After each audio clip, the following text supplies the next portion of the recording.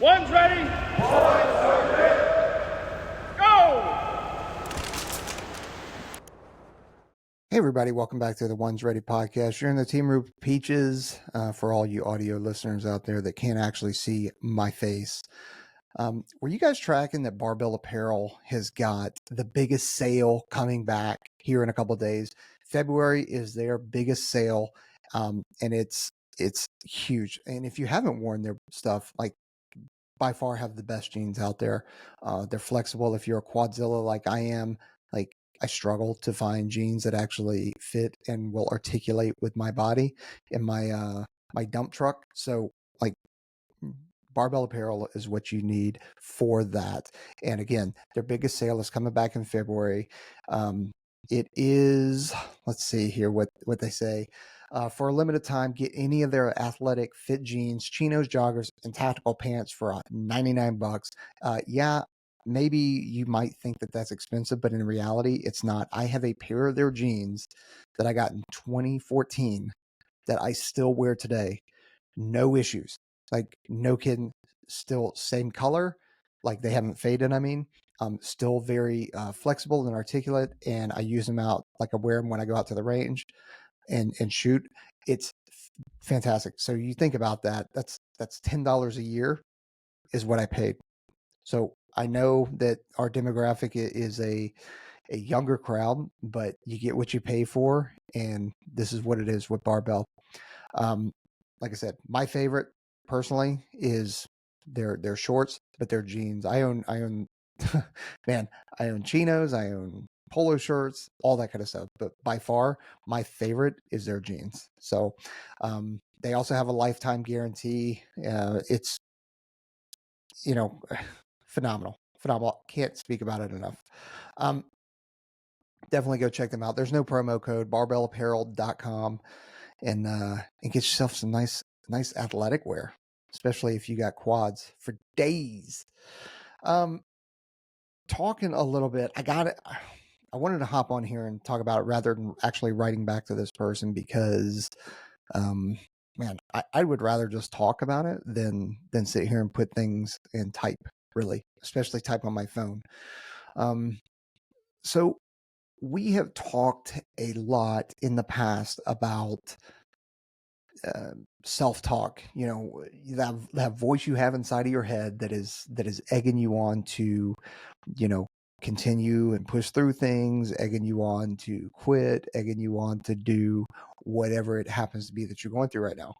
We all have it, everybody's self-talk sounds a little bit different, and maybe this is something that I should wait for Trent and Aaron because they usually have different takes than I do and are able to articulate things a lot better than I can. But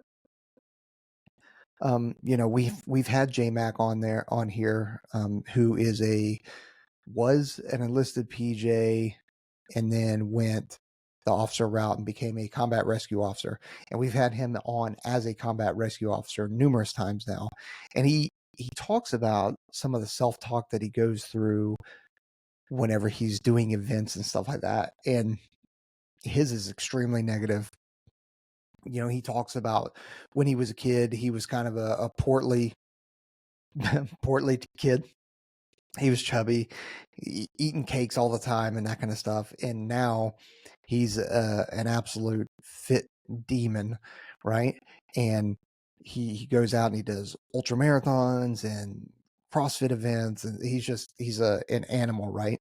And that dude is full of energy, which is it's just infectious to be around. But he talks about, when he's doing these runs, when he's climbing these mountains or whatever he happens to be doing, he talks about, like, the way he talks to himself is like, oh yeah, you're a fat little, you eat that cake, you're so fat and disgusting. Of course you would be a little bitch and you wouldn't be able to do this and that. Like, that's how he talks to himself, right? And that's what drives him and motivates him to do what he's going to do. And which is great. If that's his jam, then that's his jam.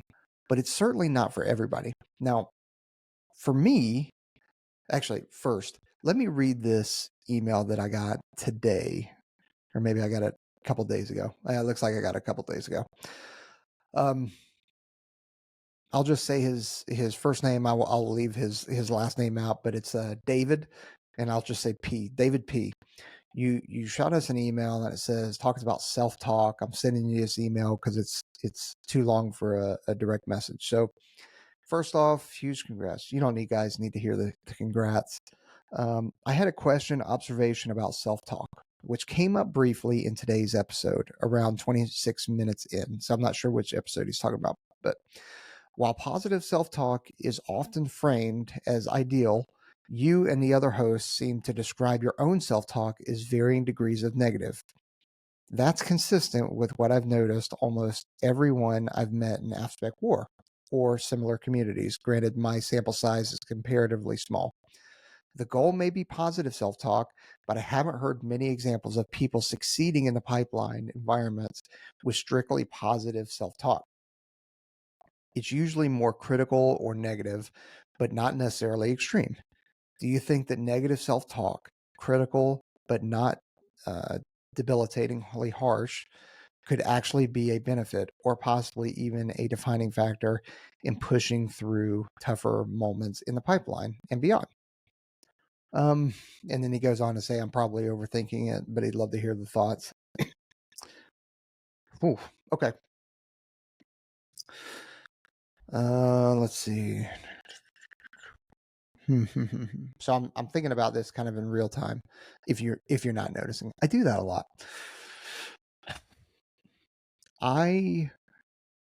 There are different self-talks for different things that are going on. And I get it that you're talking about, I think you're talking about specifically the pipeline, which I think this aligns with as well. So there are times where maybe I'm feeling weak or feeling like a bitch, and those are the times where I will use that negative self-talk to drive me.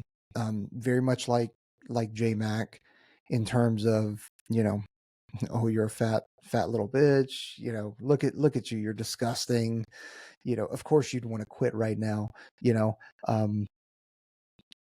But at the same time, there are times like even just say it was a super long run, like it's a, not that I've done an ultra marathon because I haven't, but say it's a half marathon or something like that, right? And you get to 6 miles, which is easily done, right? And then you start to feel weaker and that kind of stuff, and you're that at that point, like as we go along that 13-mile timeline or distance, whatever, um, at 6 miles, if I start going like, oh man, dude, this is ridiculous. Why am I doing this? That at that point is when I am saying, dude, are you for real? You're that weak that you're going to give up at 6 miles? Like, dude, your kids would be extremely disappointed in you. Your wife would be disappointed in you. Like, what is your problem? God, you really have lost it. Like, you really think that you're this fucking badass that's always ready for anything, and you get to the 6 mile point and you decide that you even consider quitting. Like, who are you, dude? I don't even know you. That is what I would probably, and that is what, not probably, that is what I have told myself at that, midway point where I'm even considering, or I'm feeling weak, right? Uh, but it changes throughout the entire thing. Now, I'll take a drink real quick. Now, maybe at around mile 10, and I'm guessing here, right? Maybe around mile 10, it's not that. It's, dude, look at all the things you've accomplished in your life. Look at all the races that you've that you ran well. Look at all the things that you've done in your life that were way harder than this. And you crushed it, dude. You're capable of anything. And kind of given those positive motivators and also perspective in there is like, And I got it, man. I've been a combat controller for 25 years, or if you count the pipeline in there, right? So I've got a lot of historical background to kind of draw from, in terms of, hey, I've done this, I've been through this, I've been through that, and I came out on top. So so I have a lot more to draw from than your 18-year-old coming through. But there are some 18-year-olds that have done some miraculous things and have a fantastic background of things that they have done and been through. So I think that an 18-year-old or a younger person can absolutely draw some positive self-talk, positive images, positive um, examples when they are going through that.